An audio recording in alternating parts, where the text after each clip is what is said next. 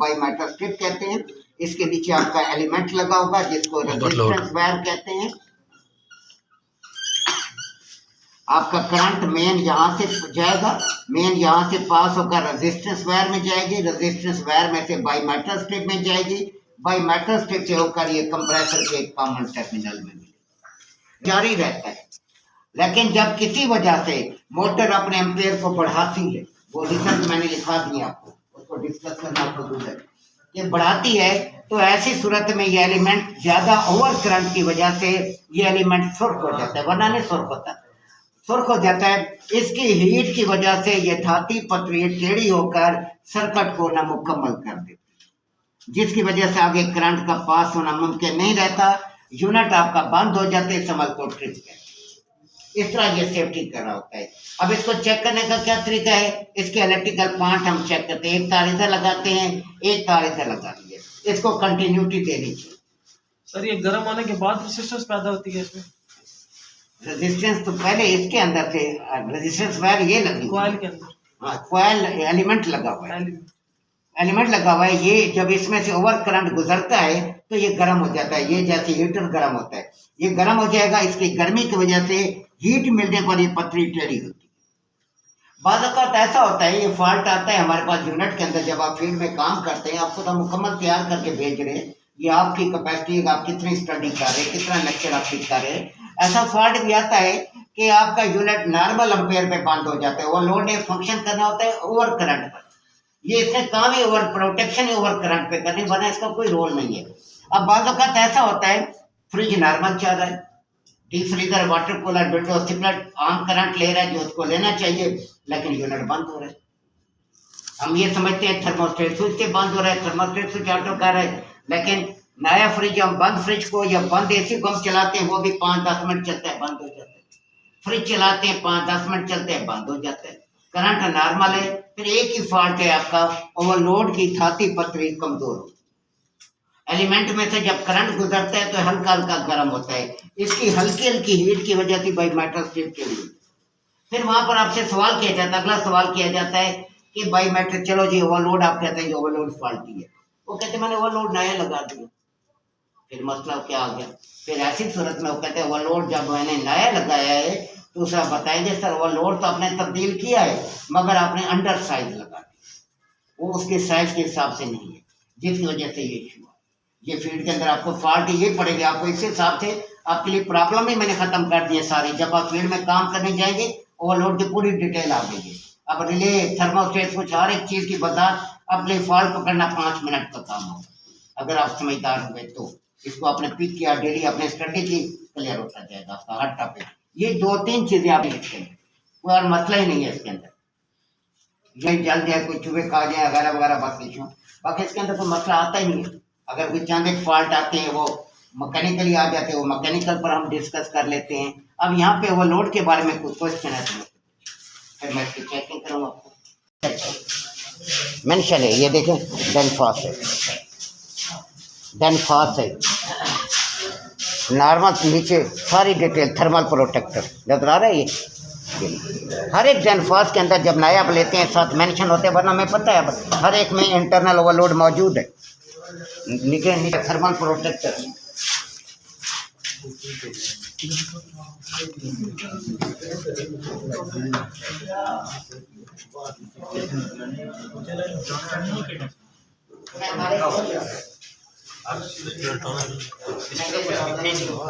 क्या लगता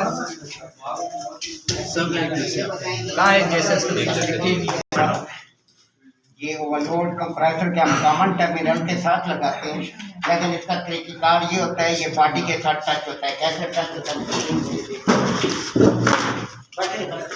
यहाँ पर एक स्प्रिंग होता है, ये इसे इसके साथ यहाँ लगा होता है, ये स्प्रिंग, ये कंपनी ने बाकायदा जगह बनाई है, काट के मैं वही देख रहा था, मुझे स्प्रिंग नहीं मिला, पड़ा हुआ है, एक इधर फंसाते एक इधर, तो ये इस तरह लगा।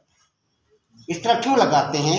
इस वजह से लगाते हैं, अगर ये ट्रिप कर जाए तो बॉडी हीट इसकी बाई मेटल स्ट्रिप को मिलती रहे, ये जल्दी ऑन ना। कंपनी ने क्या किया होता है, कंपनी इसे इस वजह से यहाँ लगाती है कि ये बॉडी की हीट इसको मिलती रहे, ताकि ये एक बार जब ट्रिप हो जाए जल्दी ऑन ना हो। अगर ये जल्दी ऑन हो गया कंप्रेसर नहीं चलेगा, क्योंकि गैस का प्रेशर वापस आ रहा होता है। गैस का प्रेशर इक्वलाइज होने में 5-7 मिनट लगते हैं, उसके बाद कंप्रेसर को ऑन किया जाता है। इस वजह से आपको कहा जाता है फ्रिज को जब एक बार बंद करें, fridge, deep freezer, water cooler, कोई भी चीज़ जिसमें लोड है वो फ़ौरन ऑन ना करें, फ़ौरन ऑन करेंगे नहीं।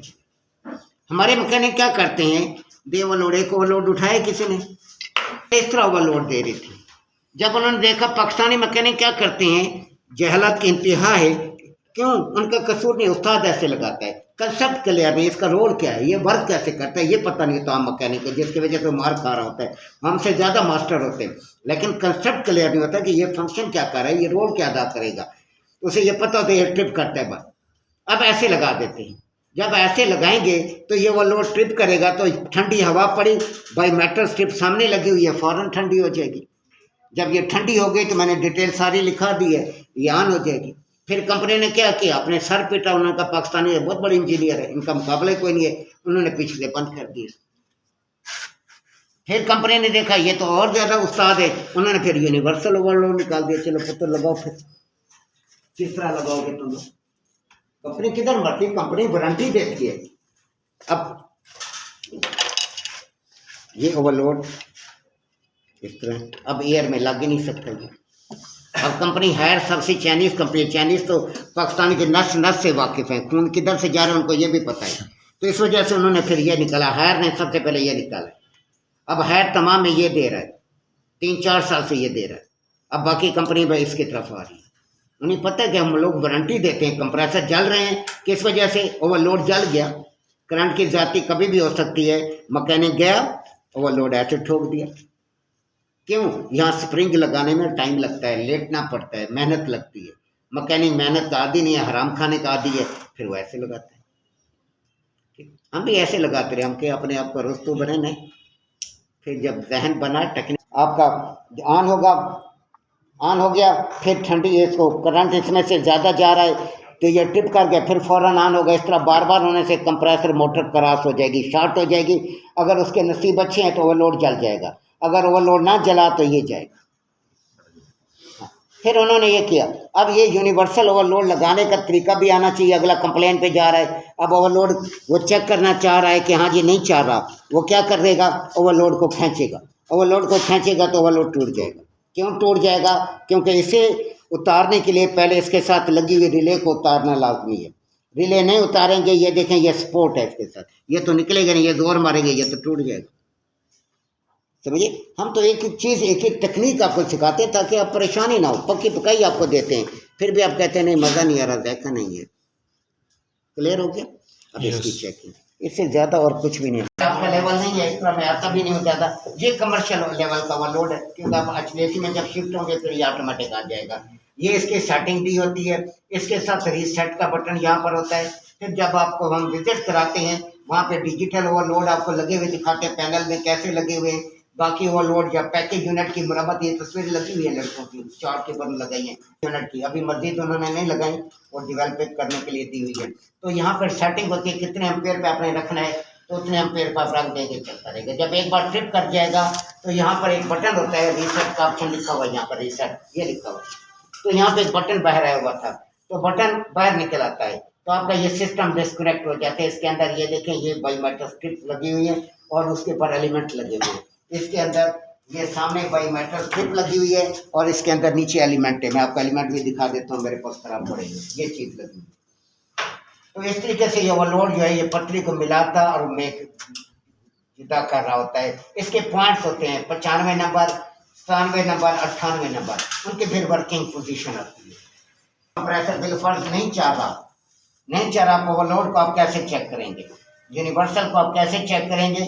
मीटर मैंने आपको कल भी कहा था कि मीटर अपने पास रखें, क्योंकि अब ये कंप्लेनें निकलनी हैं, तो आपको ये कंप्लेनें 2 दिन में और आप ट्रेंड हो जाएंगे इसमें इलेक्ट्रिकल फॉल्ट में। फिर मैकेनिकल रहेगा, मैकेनिकल 15-20 दिन लगेंगे आने में। अब ये इसे आपने ओम पे रखना है, ओमेगा के निशान पर आपने ये ओम के निशान पर आपने रख दिया, ऐसे ओमेगा ओम का निशान बना हुआ है। ओम के निशान पर आपने रखने के बाद अब आपने क्या करना है, इसकी आप कंटिन्यूटी चेक करें। ये कौन सा टाइम है कितना ये आप वीडियो बनाओ यार। सामने किलोमीटर आप बैठ गया ना, बीच में नजर नहीं आता। अब जैसे कंटिन्यूटी दे रहा है, ये कंटिन्यूटी नहीं दे रहा, हमें पहले पता चल गया ये खराब है। मतलब इसकी बायोमेट्रिक से निकाल के देख लो, टेस्टर है तो टेस्टर है। अब हाँ, ये इसके नीचे एलिमेंट लगा हुआ है, ये सामने एलिमेंट अंदर लगा हुआ है, ये पकड़े में आपको दिखाता हूँ। अब ये देखें, ये सही ना हो, ये रीडिंग दे रहा है, ठीक है, ये ठीक है, ये नजर आए, वो लोड इस तरीके से आप चेक कर सकते हैं। अब ये आपके लिए इजी हो जाए, बगैर डरे काम करें आप, जिस तरह आपको समझाया गया है, कोई इशू नहीं आएगा इंशाल्लाह। अब ये देखें, इनपुट आउटपुट, एक ये जो कॉमन के साथ पथरी लगनी है, ये लगनी है कॉमन के साथ इस तरह। हम एक और पोजीशन इसकी चेक करना चाहते हैं, अगर हमारा दिल करता हम एक और पोजीशन चेक करें, आया इसकी बायोमेट्रिक स्ट्रिप हीट मिलने पर टेढ़ी होती है कि नहीं, वो भी हम चेक कर सकते हैं, वो भी आपको मैं चेक करा देता हूँ। आप इसको चेक किधर है दूसरा?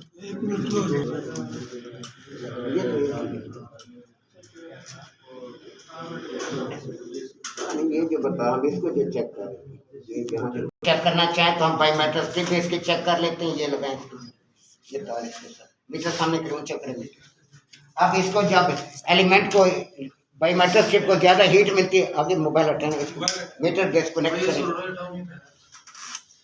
कट कर गया ना, आवाज आई, ये देखें बायोमेट्रिक स्ट्रिप टेढ़ी हुई, आवाज आई आपको, बंद हो गया आपका यूनिट, बंद हो गया सारा। अब देखें फौरन ऑन हो गया, 1 मिनट भी नहीं लिया, तो इतनी देर में कंप्रेसर नहीं चलेगा, क्यों, ओपन एयर है, ठंडी इसको हवा मिली, ऑन हो गया। इस वजह से मैकेनिक क्या करते हैं, इस तरह जब ट्रिप करेगा फौरन ऑन हो जाएगा, कंप्रेसर तो नहीं चलेगा, कंप्रेसर तो 4-5 मिनट चाहिए, समझ आया। तो इस वजह से आपको समझाया कि आम एयर में इसको नहीं लगाना होता। अब इसको देखेंगे, प्रैक्टिकल करना करें, ख्याल से डैमेज ना हो, चीज नुकसान ना हो। देखा रीडिंग दे रहा है।